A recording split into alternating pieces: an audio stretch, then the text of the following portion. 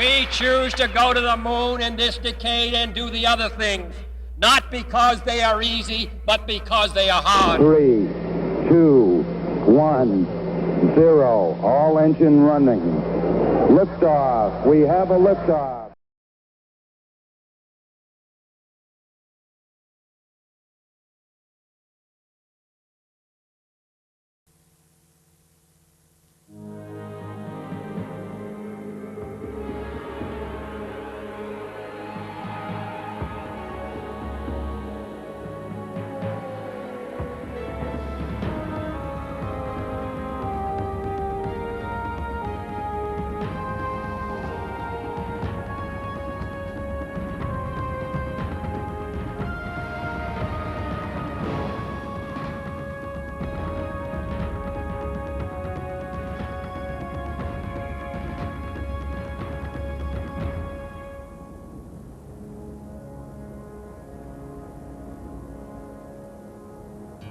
Rogers Dry Lake, California in the Mojave Desert.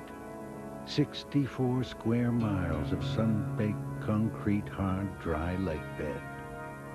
A hostile environment. Yet some of the world's most brilliant scientists, engineers, and test pilots have been lured into this scorched, sprawling desert.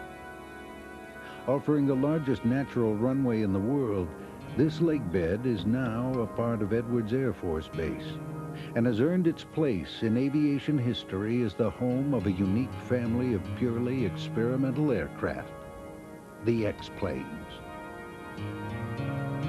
The latest in the long line of the X family, the X-31, is designed to explore exciting new areas of aircraft maneuverability. Like all of its predecessors, it thrives in the regions of the unknown, opening new frontiers for science and technology.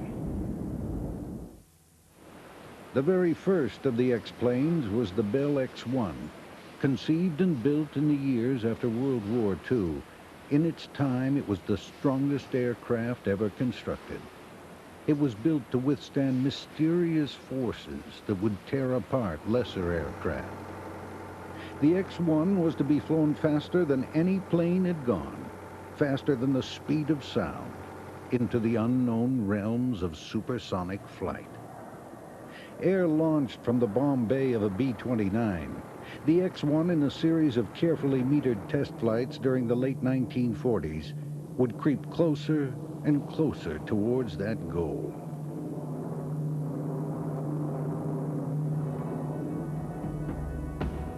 To achieve this, the little aircraft would have to pass through what many theorized was an unpassable wall of buffeting and strange shock waves thought to render controlled flight impossible. This wall was named the sound barrier, but if any aircraft could punch its way through, it was the X-1.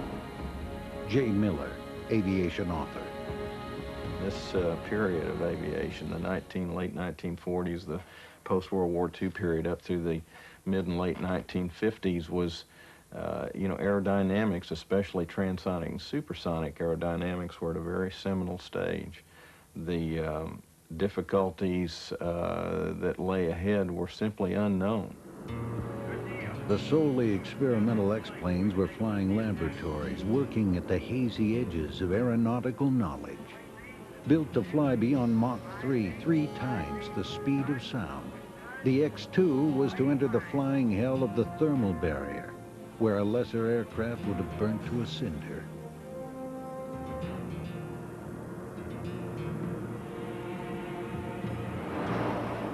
The sleek X-3 Stiletto revolutionized the method of building aircraft and became instrumental in unlocking a mysterious chapter in aerodynamic theory, saving many lives.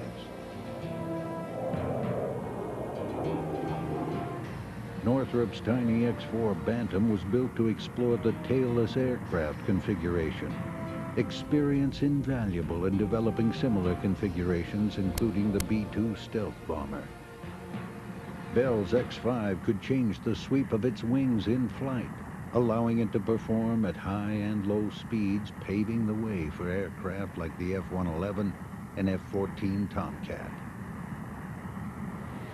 The Convair X-6 project was to test the concept of a nuclear-powered bomber. Initial proving flights were executed using the specially converted NB-36H, which carried aloft a nuclear reactor in its bomb bay. Many of the X projects studied vertical flight, the Bell X-14 using early thrust vectoring and reaction control systems. The X-13 Vertijet sat on its tail for takeoff and landing. The X-22 used a novel approach of ducted fans to explore vertical takeoff. In one of the most successful X projects, the X-15 took pilots so high they edged into space. Still the fastest conventional winged aircraft flown, the X-15 reached an incredible speed of over 4,500 miles per hour in 1967. Looking as if it would never fly, the strange X-24B was part of a series of lifting body aircraft that helped in developing new flight concepts used throughout the Space Shuttle Orbiter program. Here we see one of the latest X-planes, the X-29, exploring the novel forward swept wing configuration, giving it never-before-seen maneuverability. The X-planes, one and all, stand alone as symbols of the extraordinary. They are, from an aesthetic standpoint and in terms of what they've accomplished in terms of performance, you know, they are, to this very day, they are the fastest and highest flying conventional fixed-wing vehicles that have ever been built.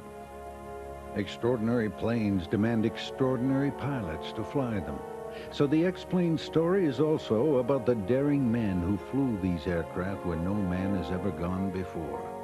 Our story also highlights the technologists that designed these aircraft as windows into the future. The contributions of these brave and brilliant individuals have made possible amazing advances in aviation, paving the way to the new frontiers of space.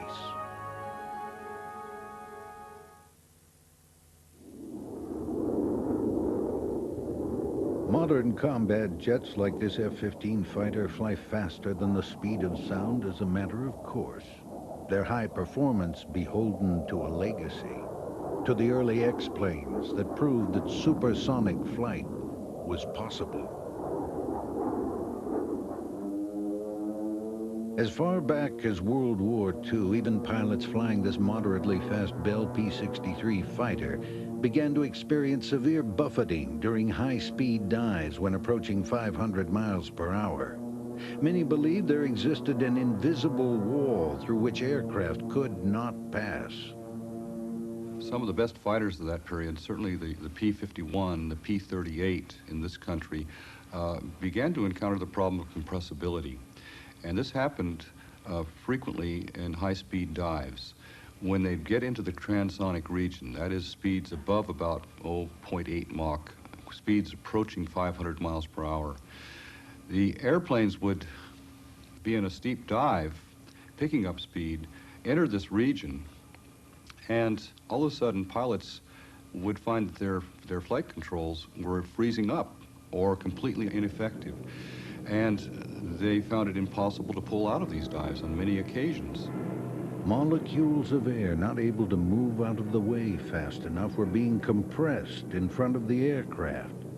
Shock waves moved back along the aircraft the faster it went, disabling the flying surfaces, making the aircraft uncontrollable, thus creating an almost impenetrable wall at higher and higher speeds.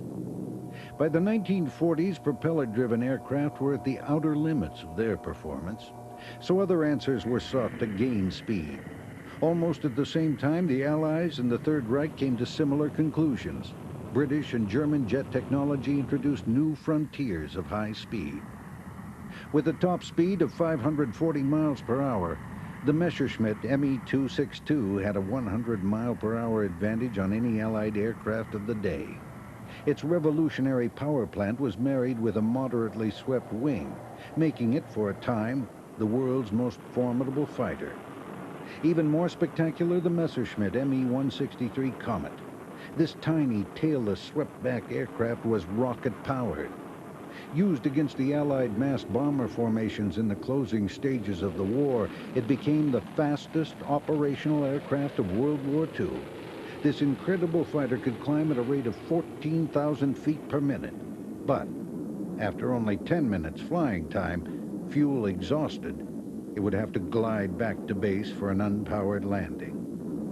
In 1941, the Me-163 secretly became the first aircraft to exceed 1,000 kilometers an hour, making pilot Heine Dittmar the fastest man on Earth.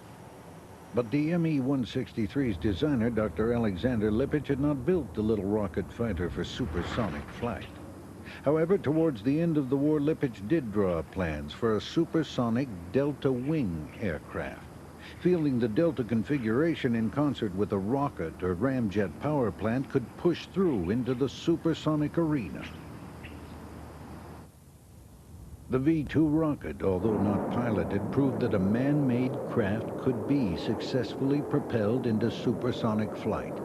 As the V-2 rose from its launch site, a strange cracking noise was heard in the sky. Ground observers were hearing a massive compression of air molecules. The world's first man-made sonic boom. But the V-2 was a ballistic missile. It didn't need to be maneuverable because it wasn't built to be piloted. The question remained, could man fly an aircraft at sonic speeds and control it through the gray area, the wall? The gray area didn't actually lie in the area of supersonic speeds. The gray area lay in the transonic zone. In other words, in between subsonic and supersonic velocities. It was that transitional period between subsonic and supersonic velocities where they really didn't know for sure what was going to happen. After the war, much was learned from captured German technology. The Me-262, V-2, and the Comet were studied in detail. Slowly, German advances were blended with Allied technology to forge new aeronautical developments in the post-war age.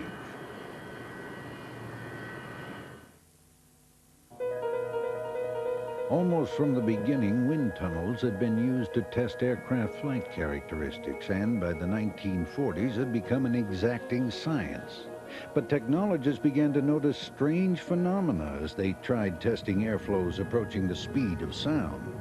In these uncharted regions, the faithful wind tunnel proved to be of little use. It seemed the only way through the wall would be to build aircraft and have men fly them. One of the things that they ran into in wind tunnels was a choking phenomenon. Basically, they were having difficulty ramming supersonic air through a wind tunnel in such a way that the air was stable, and it was a continuous, very steady flow. A choking phenomena would take place, which basically was a buildup of shock waves inside of the wind tunnel. Now, as a result of that, the results they were getting from wind tunnel studies at supersonic speeds were ambiguous. In other words, it was not easily discerned as to whether or not the information was accurate and whether or not it accurately portrayed an event that would take place, let's say, when you're actually flying through the atmosphere at supersonic speeds. Augmented with lessons learned from captured German technology, the British took a lead in the race to the wall with its early jets fathered by Frank Whittle. Britain's de Havilland Vampire was used as the starting point for a truly exciting new experimental jet aircraft design. This new plane would have wide sweeping wings, but the distinctive twin tail boom of the Vampire would be replaced with a vertical fin, leaving no horizontal tail at all. It would explore the transonic speed range. The emerging DH-108 Swallow looked strikingly like the Me-163. Designers hoped the tailless configuration would carry Britain into the supersonic age. But in September 1946, the Swallow project was dealt a fatal blow. British test pilot Captain Eric Brown recalls. Geoffrey de Havilland Jr., who was chief test pilot for the company, was working up towards this, and he had been making runs at round about medium levels of 10,000 feet. And this particular day, he brought the aircraft down to 7,000 feet and made a run at about 0.875 Mach number. And at that speed, the aircraft suddenly disintegrated. He was thrown out, never opened his parachute, and his body was found in the mud flats of the Thames estuary. Focus now shifted to the hot and dry lake bed, high in California's Mojave Desert, near a town once called Muroc. In 1948, Muroc and the surrounding area became Edwards Air Force Base and remains today the premier research flight center in the U.S. But at the turn of the century, there was literally nothing there.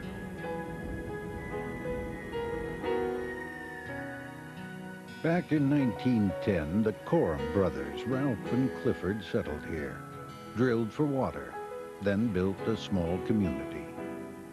Soon there was a train station, post office, church, and general store on the edge of Rogers Dry Lake. To avoid confusion with another town, it was christened Muroc, Coram spelled backwards. Years later, between the two world wars, the Navy denied the Army Air Corps permission to use the Pacific for aerial bombing practice.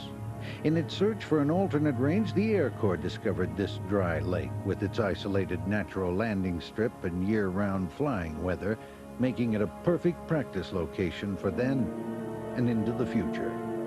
The Air Corps set up base during the early 30s, and by 1937 the range was being used on a regular basis. During World War II, the base continued as a bombing range, with the Army building a curious target out on the dry lake. Dr. Jim Young, Edwards historian. The Muroc Maru was a 650-foot mock-up of a Japanese Mogami-class battle cruiser. It was erected out on the lake bed, and it was used by bombing crews to practice the tactics of skip bombing.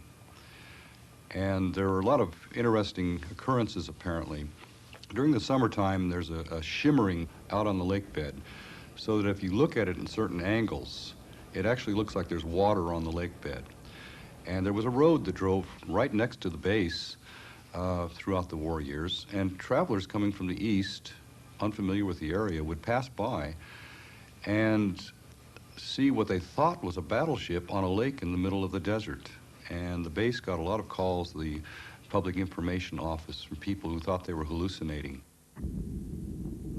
In 1941, the Air Force found itself in need of a remote location to secretly test fly the Bell XP-59, the United States' first jet aircraft. Muroc had been selected for three very good reasons as the site for these tests. The most obvious, of course, was the existence of the lake bed. The isolation of the location was very, very important. This was a program which was kept in top secret status until January of 1944. And of course, there were the crystal clear skies, the outstanding flying weather. On October 1st, 1942, the XP-59, powered by two GE jet engines and flown by Bell test pilot Bob Stanley, slowly lifted off the hot, dry lake. Its engines were based on imported technology from Whittle in Britain. These flights were the beginning of the American jet age and marked the first of many new technological advances in the clear blue skies above the dry lake. As the world recovered from the horrors of the Second World War, Muroc's reputation grew as an obvious choice for a flight testing center. The most exciting test aircraft in the world in 1946 was the Bell X-1, built to withstand the unknown forces of transonic flight.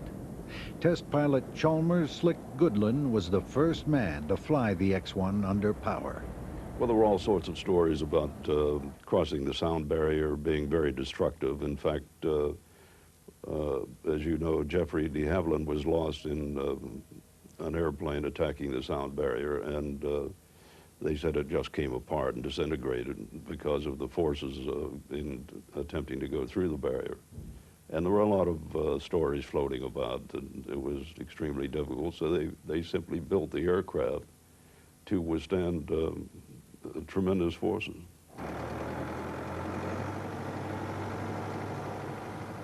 Eager to keep the X-1 under wraps, the Army Air Force searched the country for a suitable base for the X-1 test flight program. Although its first glide flight tests were completed at Pine Castle, Florida, the isolation and year-round flying weather in the Dry Lake's very long emergency landing strip won Muroc the permanent test site honor.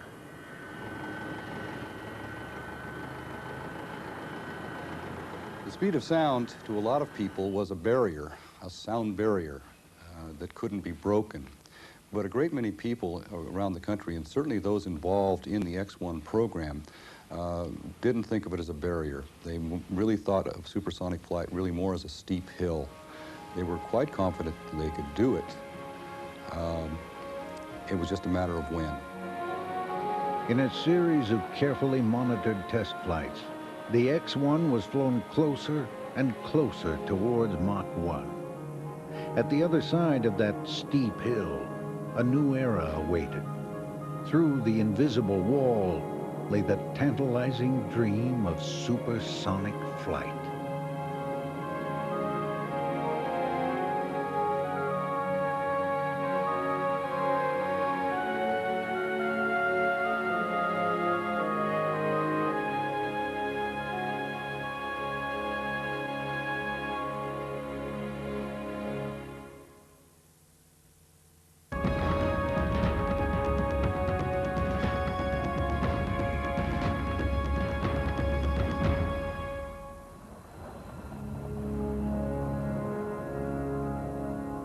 This strangely shaped pit is truly a forgotten monument. Isolated in the corner of an old unused taxi ramp at Edwards Air Force Base in the Mojave Desert, this hole in the ground served as the curious starting point for one of the century's most important missions into the unknown.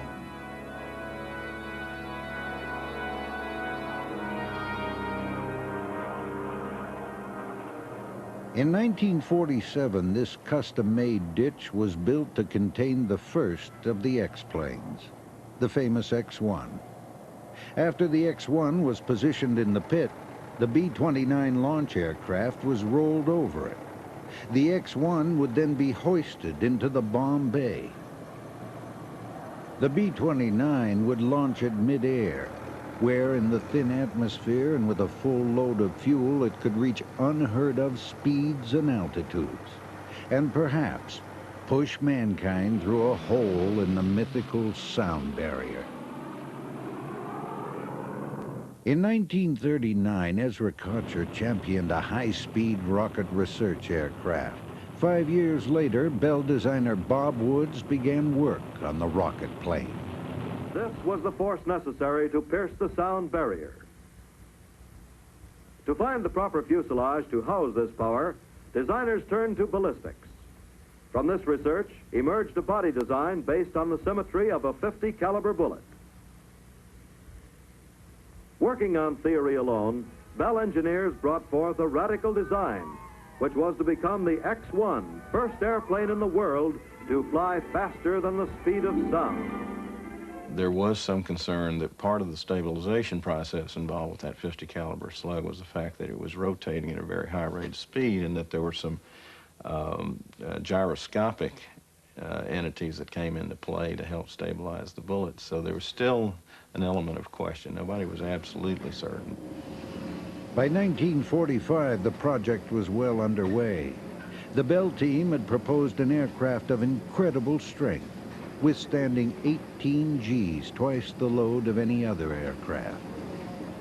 However, development of the rocket's power plant proved more difficult. Reaction Motors' test program lagged behind the Bell schedule.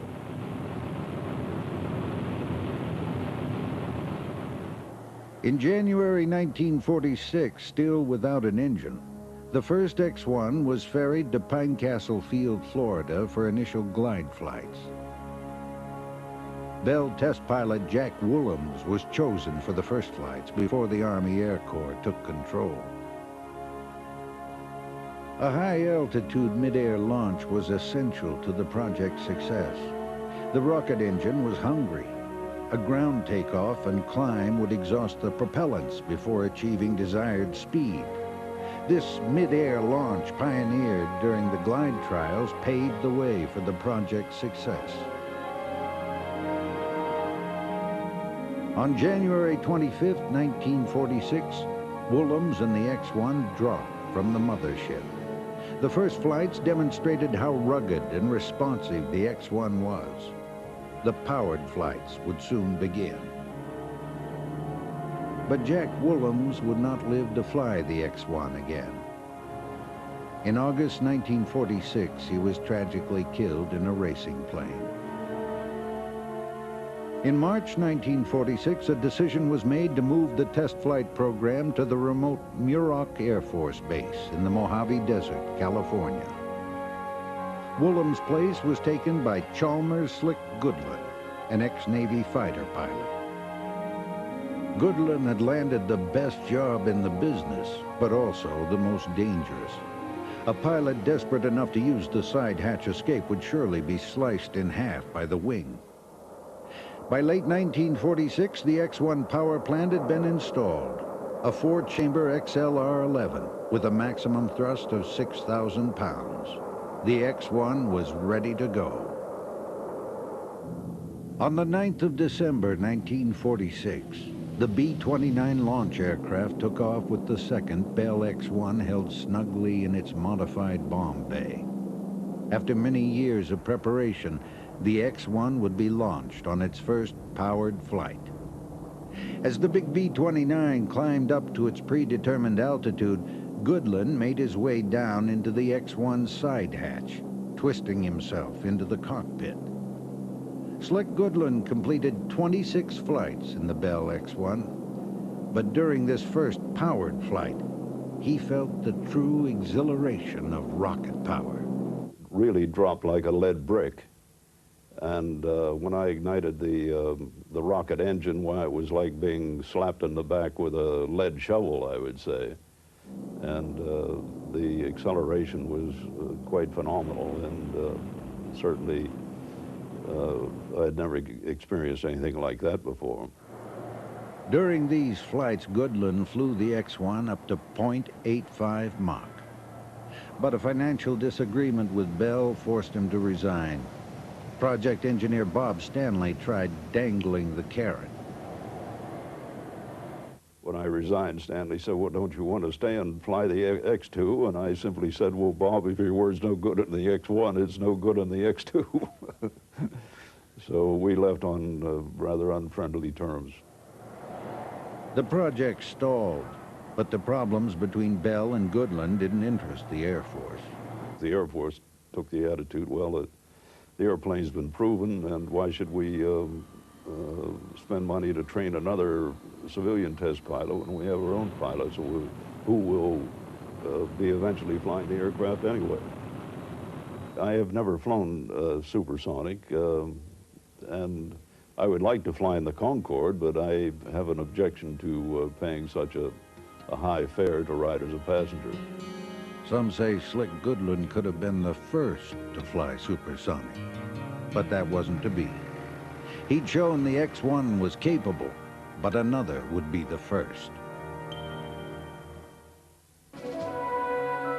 Eager to see results with the X-1, the Air Force selected a 24-year-old fighter pilot, Captain Charles Chuck Yeager. There were a lot of pilots around who had exceptional flying skills like he did, but it was his concern and interest in trying to know and learn everything about the airplane he could prior to flying it, so that he could thoroughly evaluate it and so that he wouldn't run into any surprises. Chief of the Flight Test Center, Colonel Al Boyd, had chosen Yeager because of his strong maintenance background. The Air Force would fly the first X-1, which was deemed the faster of the two, pushing this aircraft to the limits as quickly and safely as possible. The NACA, or National Advisory Committee on Aeronautics, would fill in the data gaps with the other X-1. For additional speed, the Air Force X-1 was fitted with thinner wings.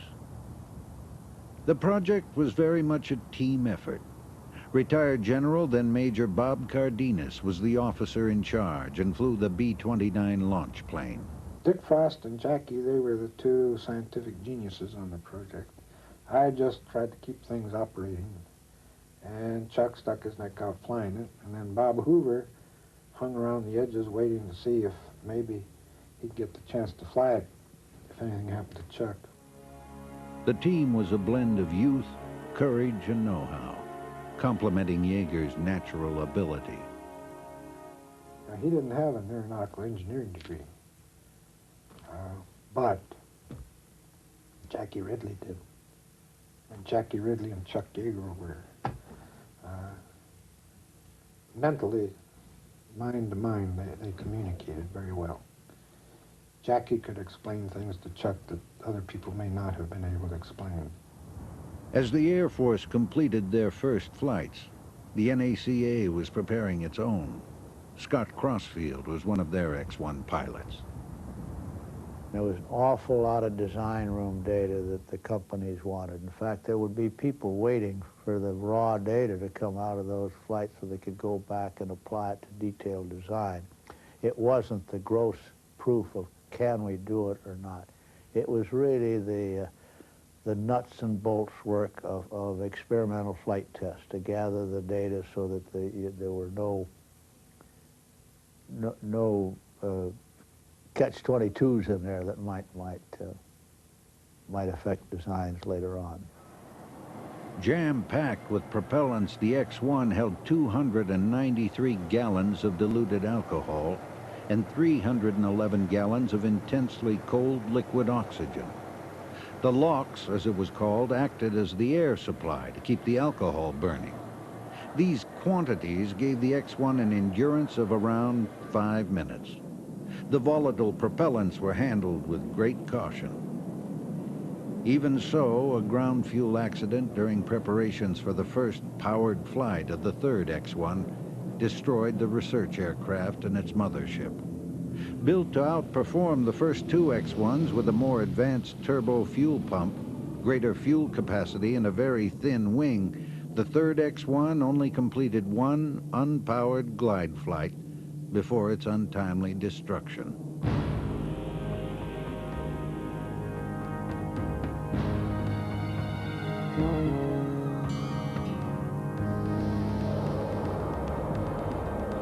Mounting a two-pronged NACA Air Force assault on the sound barrier called for a great deal of cooperation. The NACA would examine and flesh out the spectrum of new data from the Air Force's accelerated test program. The X-1 became a way of validating new laboratory methods. It provided a real-world comparison, proof that the new test methods were on the right track. One thing with aeronautics, we never get in trouble for what we know. It's what we didn't know and didn't anticipate that catches us napping, and that was just filling out all the voids. Although the X-1 was loaded with test and recording apparatus allowing detailed evaluation of each flight, this kind of equipment was in its infancy. Consequently, a great deal of emphasis was still placed on the pilot's observations. The Air Force team was drawing closer to Mach 1. Yeager, in his 8th flight, had reached .997 Mach. However, at this point, the X-1 suffered severe buffeting and a strange loss of control. Ridley came up with a brilliant idea. He theorized that the X-1's adjustable tail held the answer. Shock waves moved back along the aircraft the faster it went, eventually disabling the horizontal tail surfaces. Jack Ridley, arguing against expert opinion, believed the use of the moving tail was the key to supersonic flight. I told Jackie, I said, Jackie, you better be right. I said, you know, if they're right and you're wrong, Chuck's going to be the lucky guy. He's going to be dead. You and I are going to be perennial majors up in Thule, Greenland for the next 30 years. He said, no. He said, they don't understand. I think we can do it. And I said, okay, Chuck, it's your neck. Jackie and I could be punished, but facetiously I said, you would be the lucky one. How do you feel? And he said, well, if Jackie says I can do it, I can do it. Yeager's confidence lay in a thorough knowledge of the aircraft and the certainty that Ridley had given him the answer to control problems. Bell had anticipated such problems, providing a heavy-duty control yoke for maximum leverage. If Ridley was right, such measures wouldn't be called for. But if he was wrong, it could mean tragedy. These lonely ruins a few miles from Edwards are all that's left of Poncho's place, a popular spot for the men on the base. Poncho Barnes herself was a respected aviator, so she could understand the young test pilots like Yeager, who, along with others, treated her as an equal. Her ranch, or the Happy Bottom Riding Club, was a good country bar. She really had a big cattle, alfalfa, and hog ranch there. Poncho herself was a very unique and marvelous human being. And she could shoot and ride and fly and cuss with the best men in the world, and yet she could serve tea and organdy and lace. After an evening at Poncho's ranch, Yeager went for a ride in the desert. In the dark, he was thrown by his horse. With 2 broken ribs and in great pain, Yeager feared he'd be deemed unfit for the mission, so he kept it quiet, telling only his friend Jack Ridley. This accident could put the flight in jeopardy. Racked with pain on the morning of October 14, 1947, Yeager doubted he could even close the X-1's hatch.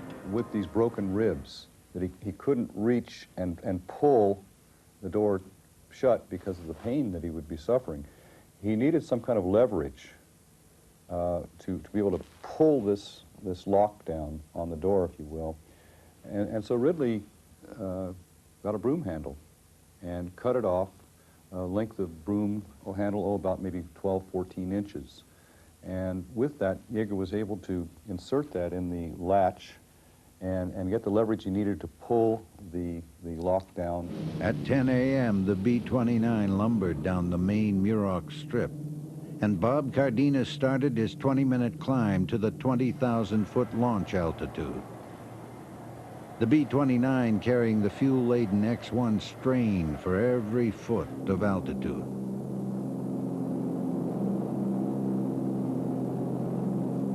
About midway through the slow climb, Yeager made his way into the B-29's cold bomb bay.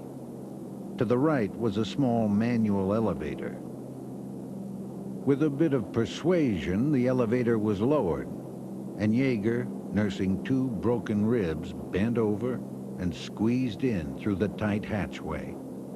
Ridley's practical suggestion of the broomstick worked perfectly. The mothership soon reached launch altitude. And when the time came in position, I put power up, plane down, trying to attain highest possible speed that I could. Chuck always complains I dropped him too slow, but damn thing was shaking. And so I started my countdown, and I went 10, 9, 8, and I always missed 4 or 5. 3, 2, 1, drop. As soon as he felt clear, Yeager ignited 2 chambers. The X-1 climbed away to 40,000 feet for the speed run. As the rocket gulped the propellants, it became lighter and lighter, helping it go faster and faster. This cockpit footage of an X-1 flight shows the rocket's acceleration. The ignition switch is thrown, and the Mach meter needle can be seen climbing rapidly.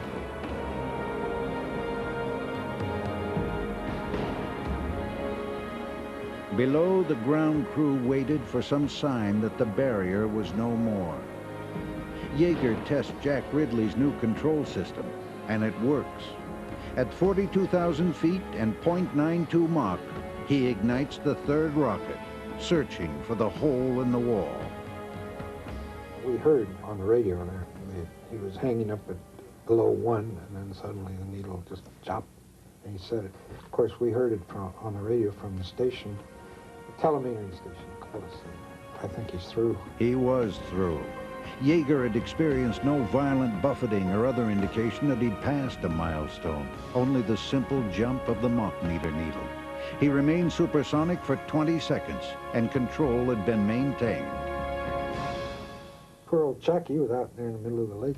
He was standing on the wing while they towed him back. And there wasn't the usual hoopla that there was, you know, with the media and whatnot, because we'd been under wraps to keep this quiet, secret. Jackie and Chuck and I and Hoover and whatnot, we went down into Hollywood, had a drink or two. The X-1 team had made history. Bell, the NACA, and the Air Force received the 1947 Collier Trophy. No, it was just a good group. It was a good gathering. Somebody threw the right people together for the right thing, and it all worked. Yeager named the Bell X-1 Glamorous Glennis after his wife. It was to go on to achieve many other firsts during its 78 flights. This was its one and only ground takeoff. Even in these low altitudes, only partially full of propellants, the X-1 easily went supersonic. The X-1 was to push the envelope to 1.45 Mach and fly beyond 71,000 feet, proving that there was no sound barrier, no impenetrable wall. Its success laid the groundwork for a whole line of X-planes. Effectively, it was the first step toward the stars.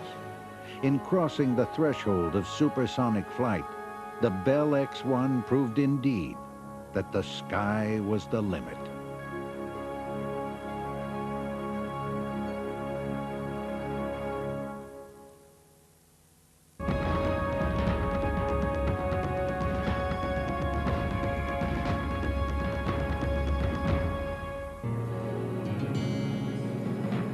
The X-1, the first aircraft to fly faster than sound and open the door to supersonic flight. Its successes leading to a second generation. This new breed would explore far beyond the wall breached by its predecessor. A larger fuselage allowed bigger fuel tanks for greater powered flight time. The second generation X-1 would fly higher and faster, utilizing the same XLR-11 rocket motor. With cockpit and canopy improved, this X-1 hybrid was to make history in many ways.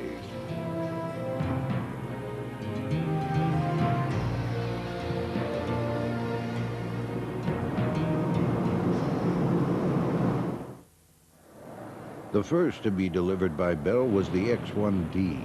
It was earmarked for research into heat transfer. As aircraft got faster, the surface temperatures rose. During the climb to launch altitude for its first powered run, Air Force test pilot Pete Everest noticed something. Well, I felt the thing explode, and you get a bang, you know. You say that's not normal, and you may have a short longevity of life.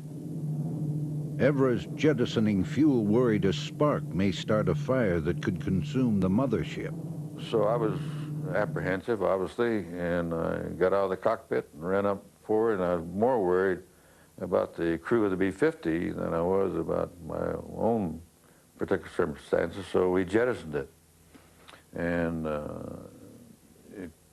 we just watched it float on down and hit and crashed and blew up on the desert floor.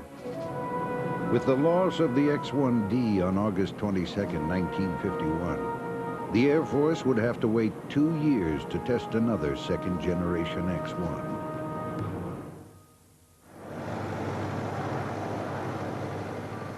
By far the most adventurous of the second generation was the Bell X-1A. It was given similar very thin wings and the same motor with a new turbo pump.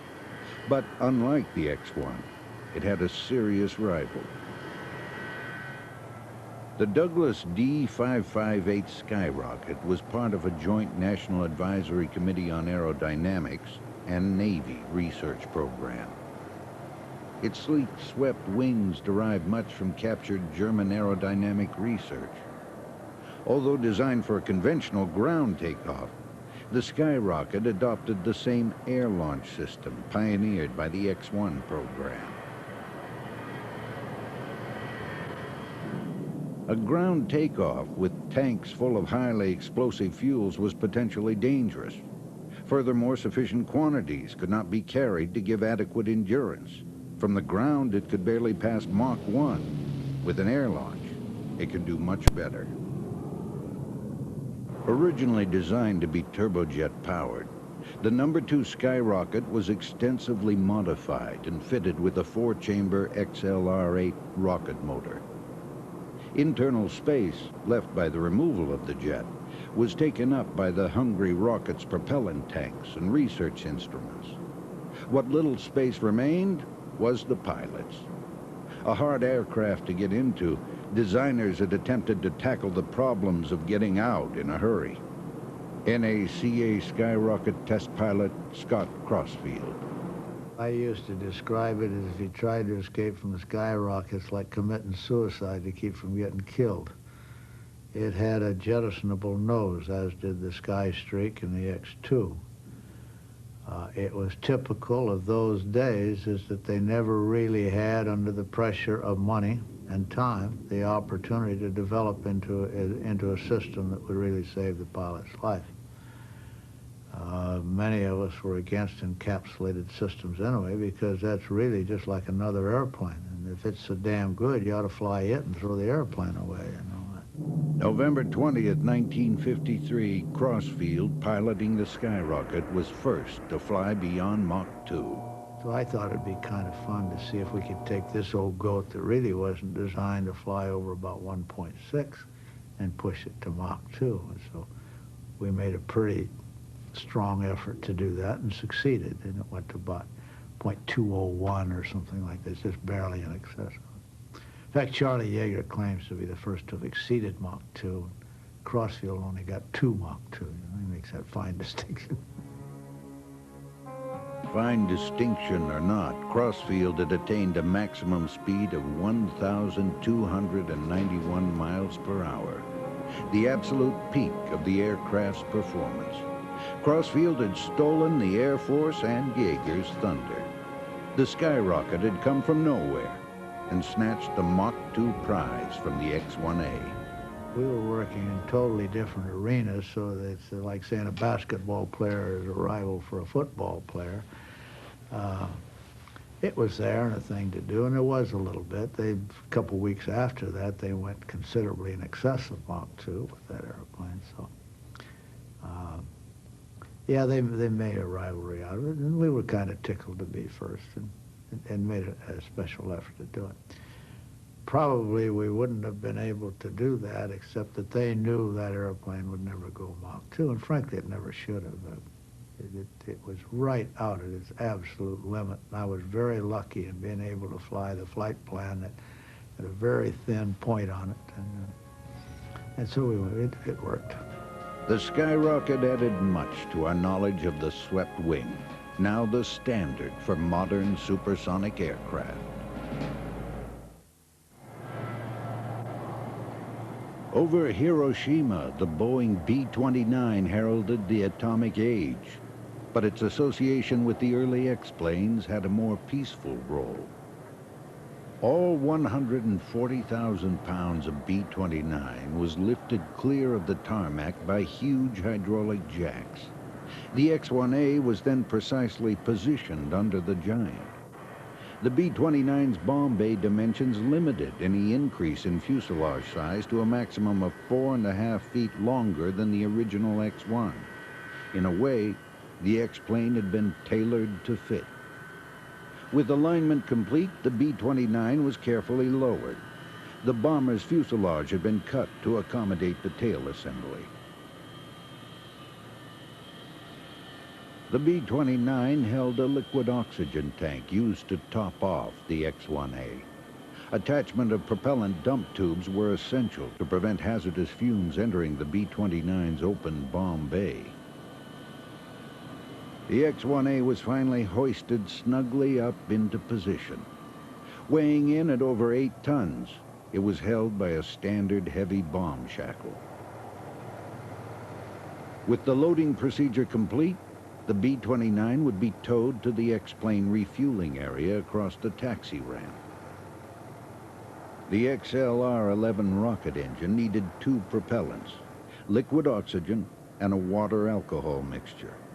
The super cold LOX fed the combustion process with oxygen. The aircraft's 500-gallon LOX tank was very slowly filled in order to gradually cool down the fuselage and avoid thermal shock. At about 300 degrees below zero, it froze any condensation on the skin, causing a thin blanket of ice to form. The diluted alcohol was pumped into a separate tank. The engine could gulp down over 1,000 gallons of propellants in 5 minutes. Chuck Yeager flew the X-1A only 4 times. With every flight, he exceeded Mach 1, each flight faster than the previous. The day before Yeager's first flight, Scott Crossfield flew past Mach 2. On his final X-1A flight in December 1953, Yeager would leave Mach 2 far behind and just barely return from the edge of tragedy.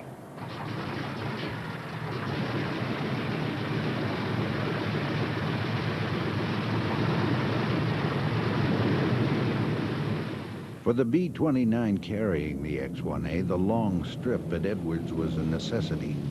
The minimal clearance made takeoff a subtle maneuver. About midway through the long climb, Yeager would enter the X-1A cockpit. Unlike the problematic side hatch on the X-1, there was now a revised canopy and cockpit. Throughout the flight, instruments would measure and transmit data on position of control surfaces, air pressure, direction, altitude, and airspeed. Detectors even recorded the forces that the pilot applied on the cockpit controls. These were early days for such technology, and the equipment tended to be bulky valve-type systems. But for the early 1950s, it was state-of-the-art. Start the countdown slowly. Okay, starting the countdown, starting from 5 down to 0. 5. As the B-29 reached the launch altitude, it was nosed over into a shallow dive to pick up a little more airspeed for the drop. The mothership's pilot ran through his countdown as Yeager readied for release, packed tight in the X-plane cockpit.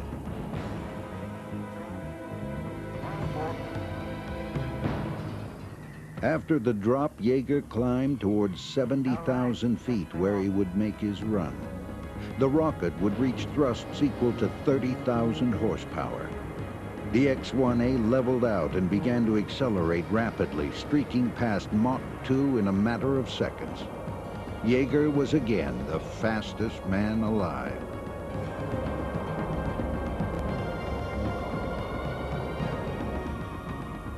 As the X-1A passed through Mach 2.4, the aircraft started to gently roll to the left. Yeager corrected, and the aircraft snapped violently and started to tumble out of control. Yeager was tossed about the cockpit, riding the wild X-1A down through 36,000 feet. His helmet hit and cracked the canopy, knocking Yeager into a state of semi-consciousness. I can't say much more because it's so much. As the aircraft hit the denser atmosphere at 35,000 feet, it stabilized. A groggy Yeager saw his chance and grabbed it. He'd ridden on the back of the Tiger and won. I'm gonna land a little long ground, Chuck. I appreciate you get up there and get this thing off. I'm hurt. He managed somehow, after tumbling about 40,000 feet, to find himself in an inverted spin. And this was something he knew he could get out of. He pulled himself out of the spin and again, somehow managed to recover to level flight and make a safe landing on Rogers Dry Lake. When he got back on the ground, however, he kind of let it be known that if the X-1A had had an ejection seat, he and the X-1A would most surely have parted company. There was no way out of the airplane, so he had to save it to save his life. Moments before his wild ride, Yeager had pushed the X-1A to Mach 2.44. However, this flight would not be remembered for its speed, but the serious stability problems encountered at higher Mach numbers. After setting an altitude record of over 90,000 feet, the X-1A was handed over to the NACA, but it never flew past Mach 2 again. Yeager's wild ride also pointed to the need for adequate escape systems. Bell installed an ejection seat, but the X-1A would only fly once more. After a mid-air explosion echoing the fate of the X-1D, it was jettisoned, falling to the desert floor below.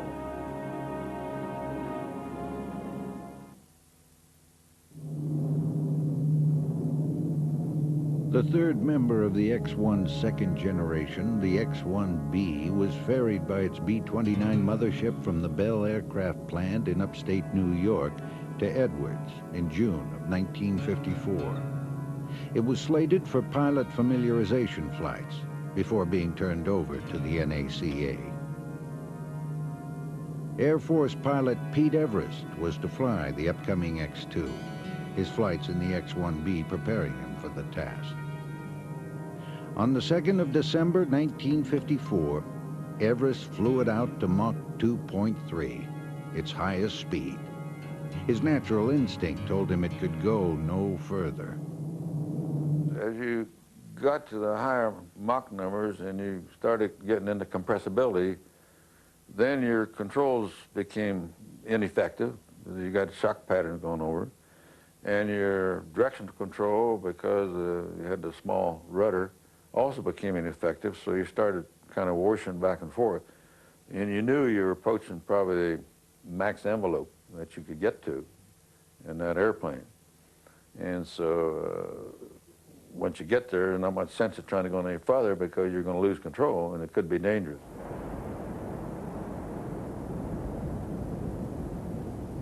The X-1B completed 27 flights, almost double that of the X-1A. Beyond its major research province of stability and control, the X-1B delved into the world of high-speed thermal effects, a great help in preparations for the X-2 project.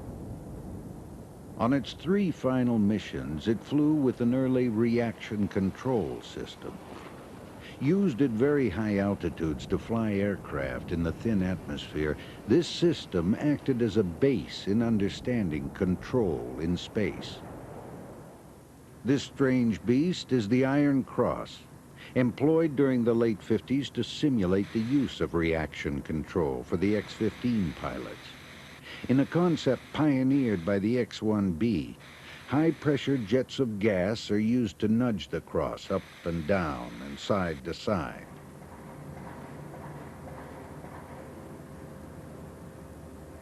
After testing in the X-1B, the reaction control system was installed in the Lockheed NF-104A.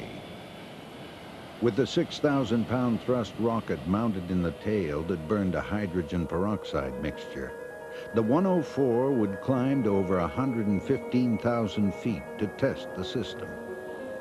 Here, with little atmosphere, normal flight controls were of no use. Only the blasts of the hydrogen peroxide thrusters in the nose and wingtips could maneuver the aircraft. The X-1B's final flight in 1958 involved testing of the reaction thrusters. Its pilot would find this experience useful. His name, Neil Armstrong. The X-1B is now on display at the U.S. Air Force Museum in Ohio. The story of the last X-1 aircraft began in 1945 because the final X-1 was actually the second of the original 3.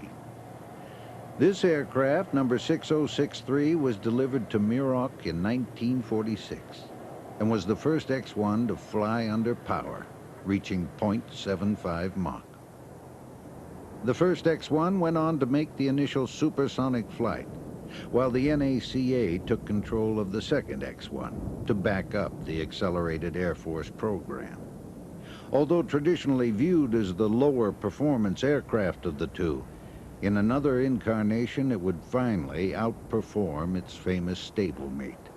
For its new lease on life, it was renamed the X-1E. NACA test pilot Joe Walker flew the X-1E for 21 of its 26 flights. His first flight was on December 12, 1955. It had undergone significant modifications to give the aircraft greater performance and endurance. A new canopy and cockpit layout was deemed essential after problems with the original setup. As a concession to pilot safety, provisions for a rocket-propelled ejection seat were included. The new wing was incredibly thin, dimensionally half as thick as the wing of the original X-1. The propellant pump system was also upgraded, making the X-1E virtually a new aircraft.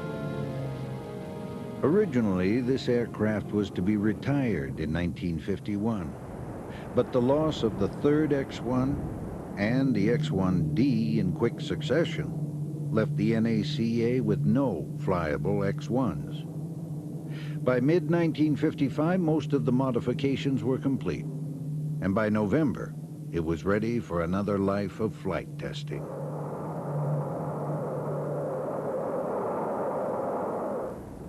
The X-1E's rocket engine, Black Betsy as it was nicknamed, was the same power plant that pushed the first X-1 into history. The higher performance of the X-1E proved the engine had much greater potential. The tests also did much to prove the benefits of very thin wings at high speed.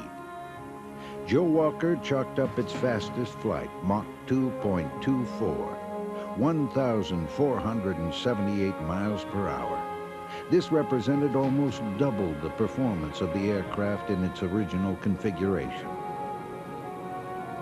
The X-1E, as the final flying example of the X-1 family, honors the original design. An airframe that was pushed to its limit, but survived over 12 long years at the forefront of experimental research. As a tribute, the X-1E now stands as the gate guard at the NASA Dryden facility. Its final flight on the 6th of November 1958 saw the end of a family of supersonic aircraft that have had a profound effect on the history of aviation.